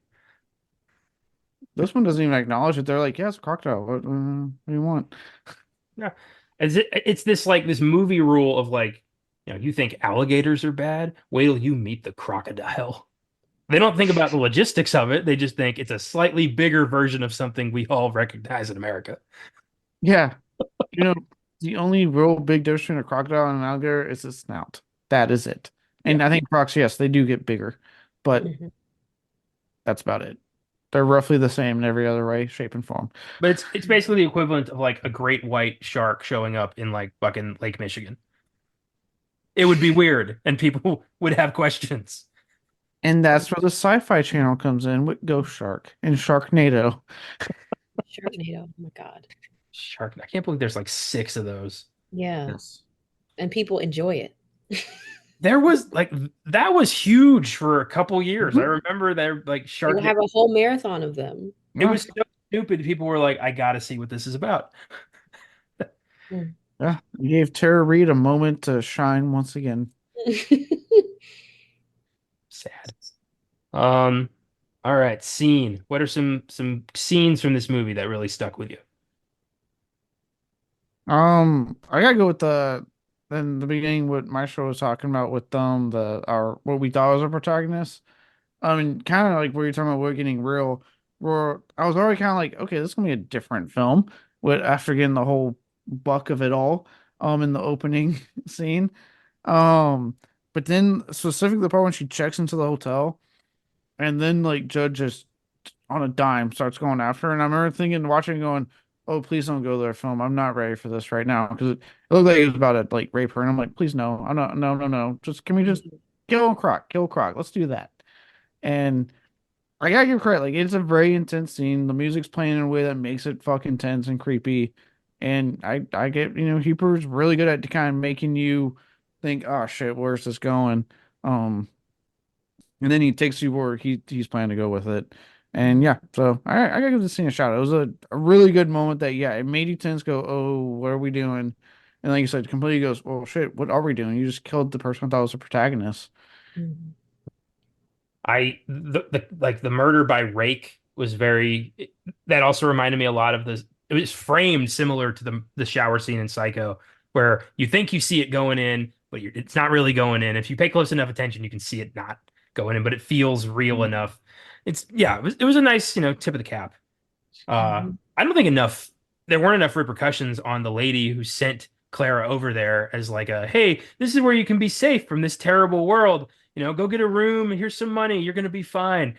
And sends her right over to like, rape two. Well, It's you heard her when the cop went to go question her, the sheriff of this town went to go question her, and she goes, never seen her. Like real quick. Nope, never been here. Yeah, Wow. unbelievable. Mhm. Yeah, that's a good scene.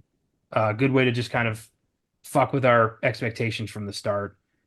Mhm. Um, one that I had was when Libby and the sheriff are t talking in the bar, and she's telling him about her father is ill and dying, and the last thing he wants is to find his daughter. And I'm laughing because we just saw Dad get a scythe through the throat not 10 minutes ago. So all of this is now moot. It does not matter how sick Dad is. And they put so much into that, and I'm just thinking, oh, like him choking to death. Yeah. I am blade sticking out of his throat. I don't know if I was supposed to laugh at that, but I did. Uh-oh. That's pretty sadistic. Mm-mm-mm. Yeah, I think all of those are really great scenes, and I agree with Caleb about the opening one a lot. But I don't know, like I think all the scenes with the little girl, because I think maybe for me at least, I don't know about you guys, but for me there was some element of like, oh, is she gonna be kind of like the final girl? Like, is she gonna do something that puts him to an end? Is she gonna kind of be a hero to somebody else, or like how is her role playing? Because she's living so long. And in the back of my mind, I just kept thinking, wow, like we're really going after little kids. Like, but then I thought this is the 70s, so I guess everything was fair game. Because she was like a child. Like, I Yeah. mean, I don't even think she was 8 years old. Like, probably young, No. like 5, 6, something like that. Mm. It's kind of crazy seeing her like that, but she kept the movie together for the later parts of it. And then so she kept having this run in with Judd, with the crocodile, alligator, Rocket, crocodile, with the crocodile. crocodile. Um, so there was a lot of tension in that. And I think that those moments really got me intrigued because I was like, what's gonna happen? Is the thing gonna eat her, the little rugrat running at her? Or like, is he gonna get to her and how's that gonna look? How are they gonna do that? So yeah, I would say all the scenes with her near the end were really good for me. I do wish those had paid off more because she really Yeah. crawls out of the house and into Libby's hands, and it's all good. Hmm. I'm Yeah. hoping she like kick Judd over the side or something. Yeah. Yeah. 'Cause I definitely got invested in her too. I was like, please get out front of the house. I was like, don't die on me, kid. Come on. Which, fun fact, same kid that would be in Halloween like 2 years later. Oh my God! Yeah, Yeah, that's Kyle Richards. I Oh. didn't make Yep. that connection. That's awesome. Yeah. Same kid. But yeah, I remember thinking like, oh, please get out front of that house, please. And then when the croc came in, I was like, oh no, kid, the croc's getting in. You need to get out. Get out of there. And yeah, I do wish yeah, she had a bit more part to play in like vanquishing Judd, but I was happy she lived. Um, I was at least happy with that. I do want to give the scene where like the dog dies, like we were talking about earlier, but like, dear God, I was not expecting them to like, because that's like one of the golden rules, right? You don't show anything happening to a kid and anything happening to a animal. And this movie says, no, fuck that. We're going to show you this dog get mauled for at least 2 seconds, it felt like, before we cut back to the chaos of like people reacting to it. And look, I got for Chris too. That's a ballsy thing to do and put in your movie. And it definitely made me go, oh shit, okay, I wasn't ready to see that. And I like I said, I don't have a small dog. I got a Shepherd Lab mix. Mine's bigger, but even then, as someone who loves his dog quite a bit, it had me scared. Like, oh no, what would I do if that was my dog? I'd fucking go after that croc pot. I'd wrestle that croc. I'd kill it. Even Oh, with the death twirl. I'll probably die in the process, but at least I'm defending my dog's honor. I've always considered you a ride or die friend, Caleb, but that really only applies with vehicles. I don't think that applies with crocodiles. So you're on your own on this one. It's fine. Look, to quote Vin Diesel, I live my life 2 seconds. Was it a mile at a time? Some Quarter quarter mile. mile at a time. Look, I'm already forgetting. Like he's irrelevant to this franchise. He's about to not be an actor. It's already just a film at a time, just leaving your memory. I love that. Yeah. Ever since the allegations, man, I'm like, oh, well, his career's done. I'm not getting Riddick 4 at all. So As I told you, regardless of what happened with Vin Diesel, you were never getting Riddick 4. You shut your mouth and tell us Never this gonna is happen. you shut your mouth. But yeah, the dog scene. I was not expecting Hooper to show me the dog. I expected sound effects and maybe a quick little shot of like a little paw or something going into the water. Not the dog in the mouth with blood. That I was not ready for that. Mm. Yeah, it was pretty violent. And then again, the family just, goes upstairs and goes to bed, and dad starts barking inexplicably. I still don't quite get that. Uh yeah, they didn't handle that well. They were not a solid bunch. None of them. I No. don't understand the logic. Or even oh, I don't know her name, but the other sister that came looking for Libby. her in the beginning. Yeah. Like when she gets for the same thing that I mentioned earlier. I know I don't want to like derail this too much, but same thing I mentioned earlier. If upon arrival, you see that this beam and the entire side of the porch is broken. Like why then do you feel comfortable to go into the place? There's nobody there. It's empty. Like it's weird. You could clearly see something just happened. And I'm just gonna get undressed. I It's a wonderful, relaxing environment. Like I'm what? I have arrived at restaurants that I have then decided not to go to because there was like a weird smell outside or something. If You know, I ride up to that hotel and it's like seriously run down, there's a gator pit clearly obvious from the fucking parking lot. Nobody else is there, and there's one weird looking pale guy beckoning me to come in holding a fucking garden scythe. I'm gonna turn around. I'm gonna go stay at the whorehouse. the Hey, look, at least at the whorehouse, you'll have a good night and all the right ways, hopefully. Yeah. If I have to, I'll work for my meal, but I'm not staying with this guy. Mm, mm, mm. Yeah, no, I would pull up. I see the thing and be like, this may not be a wise place to stay for the night. And then as soon as I look to my right and I see because it didn't look like a really big pond, I should point out, it did not look like a big pond. And I see a definitely humongous ass crocodile with a flimsy fence. I'd be like, I'm just going back out of here because I don't even want to get out of my car now. Right. And the blood has not gone away that fast. For as many kills as that thing has gotten, there it must be bloody on the banisters, on the porch, because dude jumped up and grabbed the dad and pulled him in with the scythe in his throat. Like there Yeah, is blood, there is like other human matter. Come on. There's yeah. a smell. I don't get it. I don't, and don't get me wrong, like I was born in East Texas, and you have your places like you mentioned restaurants earlier, Connor. You have restaurants where you can go and feed the gators. Like it's just a thing in like East Texas, Louisiana, restaurants on the swamps where they'll give you the food necessary to go out on dock, and you can feed the gator. It is a lot safer than it sounds, but yes, it's a thing. Um, those I know are professionals are there making sure everything's fine, that no one dies.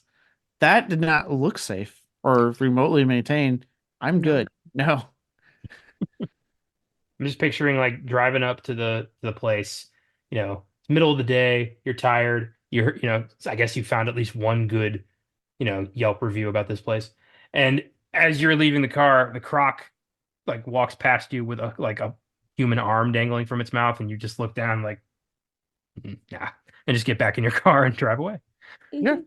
Look, when I was traveling cross country, when I transferred from, Washington State in the military all the way over here to Virginia, and I was stopping at hotels every night or motels and keep receipts, name your paycheck back, all that fun stuff. Mhm. There was a couple of times on that trip where like I was like, okay, it's getting late. At the time I didn't have my dog, I had my cat at the time though. And I was like, okay, I need to stop. My cat's bugging me. I need to stop somewhere for a night. I think one night I pulled in a place and I looked around. I was like, "Ooh, this motel looks sketchy." And I looked around the area. I was like, "This area looks sketchy." And I kept driving. I think I drove an additional hour to two until I found the next non-sketchy looking place. And then finally, it was like, "Okay, this feels fine." Smart. That was the right thing to do. Yeah, Yeah. That was your Cajun blood being like, there's something wrong about this place. And you listened to it, so good job. hey, that the Cajun blood in the horror films comes in handy sometimes. I ain't something right about this place. I need to keep on driving. God damn it. Uh, I got one more scene I'd like to spotlight. I have it written as Buck gets fucked. and it's when, well, Buck gets fucked. Yeah, he gets kicked into the water, and the croc, takes a bite out of his ass. Ironically, uh, yeah, I think England plays that scene really well. Yeah, I'm kind of like I'm mixed about that because I'm like, yeah, you're a piece of shit, but also like you were probably the only one here who could have physically matched this guy. So now you're gone. How the hell are they gonna get out of this? Yeah, because I'm like, you're the only one that could care two shits less about this guy. And I love how he just first off, I love how he just barges in there. What, by the way, a woman that they kind of make you question is of age in the bar because they make that whole comment about like basically was she of age? I'm like, oh, don't make this weird movie. Don't do that to me. It's like it's already weird enough. Please don't add that element to this whole proceedings, please. Are you telling Um, me the sleazebag who was willing to rape a prostitute is not concerned about age of consent? Yeah. That's I know, weird. shocking, right? So I'm like, there's already that element to it, and then like the weirdest, like somewhat quasi sex scene where like he gets mad at certain things she does, and then it's like, okay, now continue, and then yeah, you get this scene, which, and by the way, like Judge just right outside the door, which was also weird. I'm like, why is he just right outside the door? Like, Judd, walk away.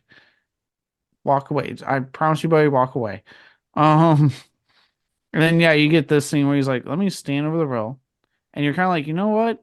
You're a piece of shit, but I need you to pull through here, Buck, because we need someone to get these people out of this situation. No, but eventually Judd does gets eaten, and that fake leg floats up to the top, and that's a nice image to end on. It's good to see that guy get his. I think we all knew that was coming, Oh but yeah, it's still nice to see it. Head first too. That was a good shot. that was. What they don't show is after the credits when the police, now that Judd is dead, they go back and shoot the living shit out of that croc. Yeah, I agree. Take it down. And I'm good with that. Have you had gator meat? It's delightful. I'm just saying. No, I've never eaten anything that could eat me.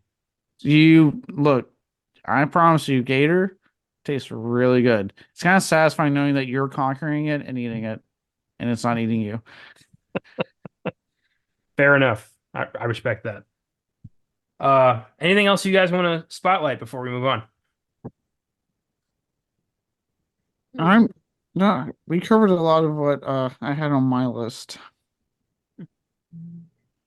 Yeah, I think I'm good. I guess I want to reiterate how trippy this was. It was just like a fever dream. It was just nonstop, back to back, psychotic, chaotic menagerie. That's just what it felt like. It was just all over the place. Yeah, I get that. I agree with that.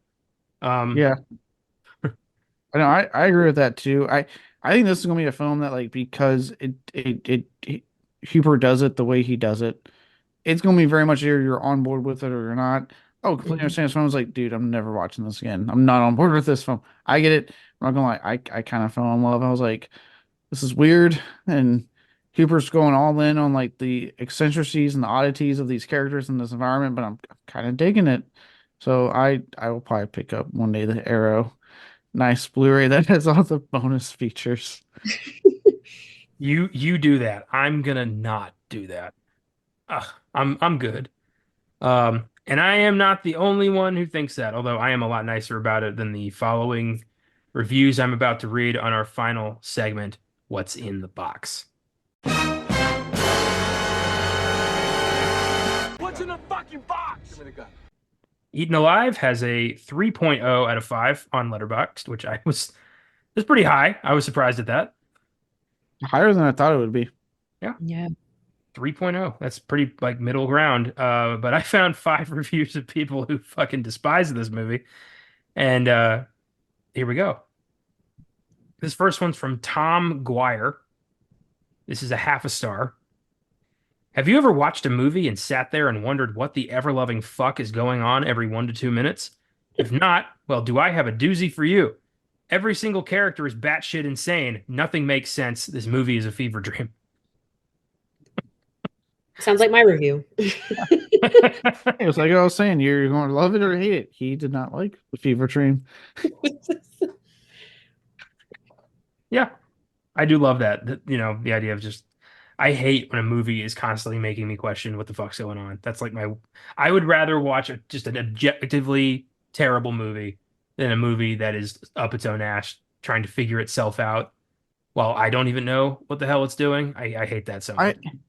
I don't if it's that pretentious way you're talking about where it's like they're doing it to be an asshole, like it's just that pretentious like smell my own fart type of filmmaker, then No. I hate it.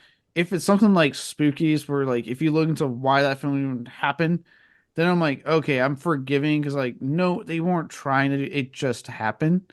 And then I'm a little bit more willing to be like, ah, fuck it, let's just have a good time with it. Yeah, okay, fair enough. This next one's from Jazzercise. I hate that title already, but go on. The Texas Crocodile Massacre. Taking the blueprint of Psycho, but making the mother a crocodile could be a pretty and gritty little slice of Southern Gothic. But this is so excruciating, even for an early low budget slasher.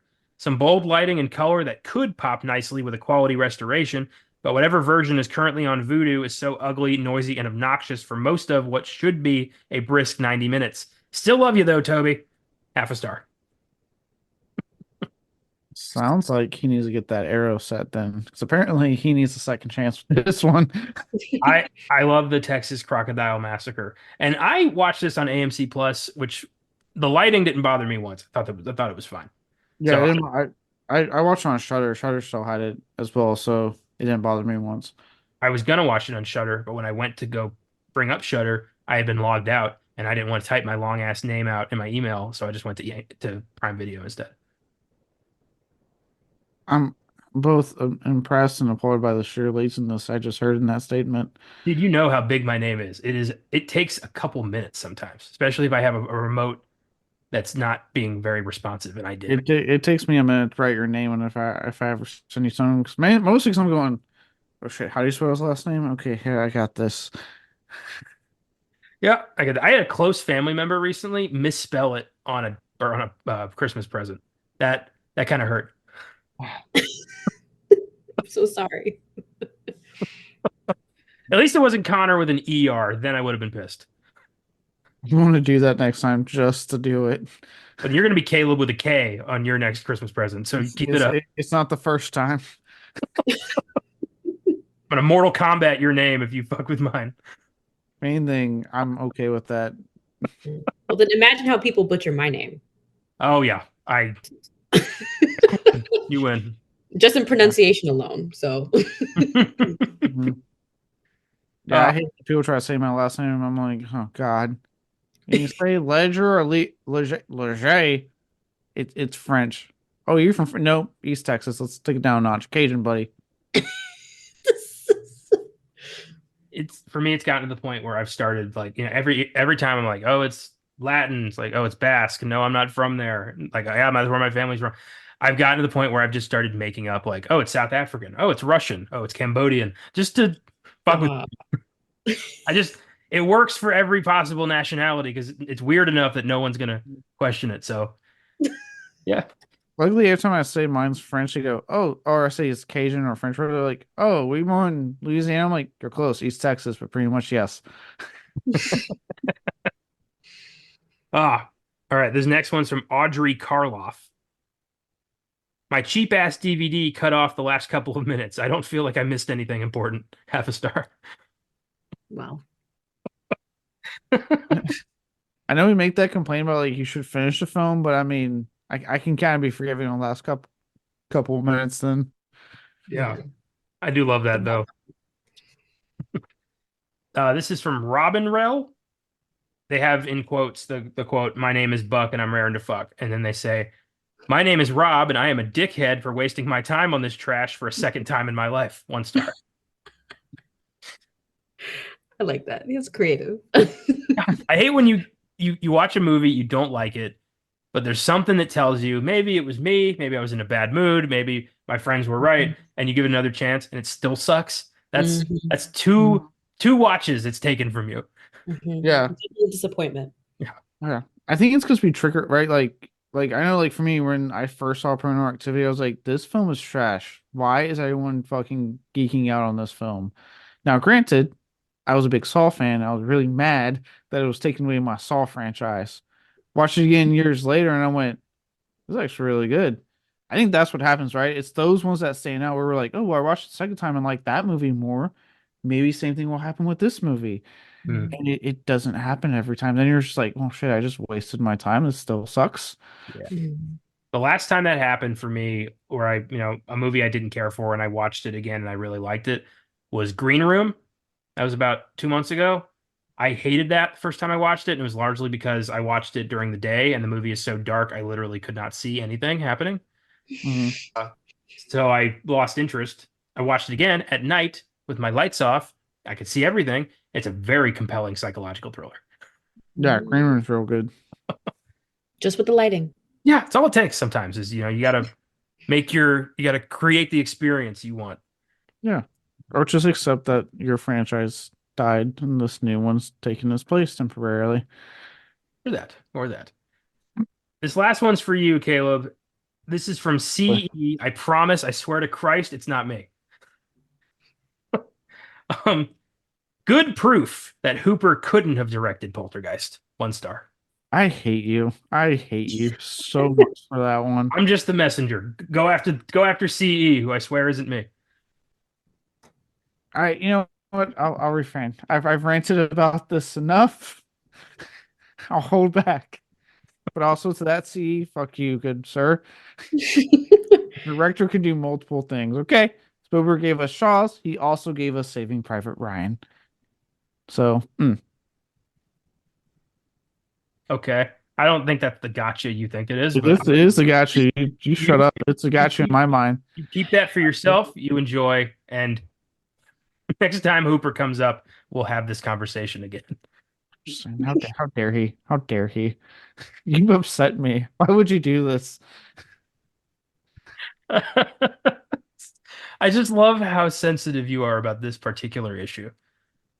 It's awesome. And you know what? Admittedly, I'm kind of on the fence about it still. You said you were on board on the Hooper directed train. That was like 2 years ago. Things have changed.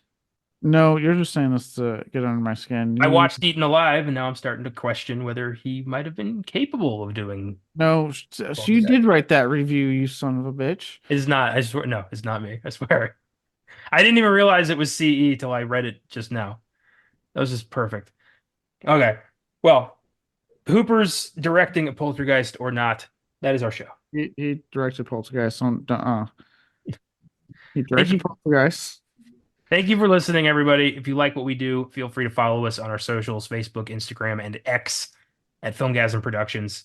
If you want to suggest films for us to check out, you can email us at filmgazm@gmail.com or send us a message through the socials at Facebook, Instagram, or X. Check out our Letterboxd accounts for daily reviews. You can search me at Connor95, and in my friends list, you can find the rest of the team. Check out the website, filmgazm.com, where I have a link to my Letterboxd if you want to read reviews. You can also find articles, trailers of upcoming films, in every episode of every era of our show. If you'd like to become a monthly donor to Filmgazm Productions, feel free to click on the link in the episode description. From there, click on support this podcast. You can choose to donate $1 a month, $5 a month, or $10 a month, and all donations go right back into the show. We greatly appreciate it. Thanks to the entire Filmgazm team for their contributions to the show. Thanks to Cooley Cow for our awesome theme music. And thanks to you for checking out the show. Next week, we tackle one of my all-time favorite movies. Charlie Bucket is a boy with a big dream. He wants only to visit the magical chocolate factory owned by the wondrous Willy Wonka. When Wonka announces that 5 golden tickets are hidden in 5 Wonka bars and the finders of those tickets will get to visit the factory, the hunt is on for the greatest prize a kid could dream of in the 1971 fantasy musical Willy Wonka and the Chocolate Factory.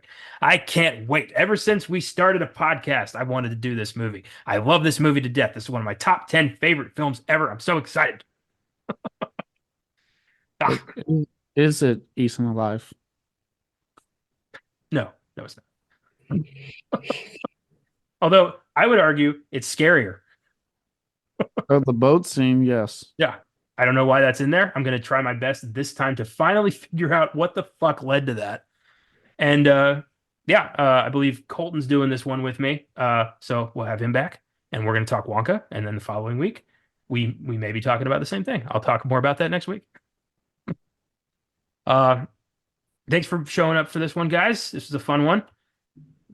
Gators and crocs and rapists and killers and terrible police officers and prostitutes and oh my.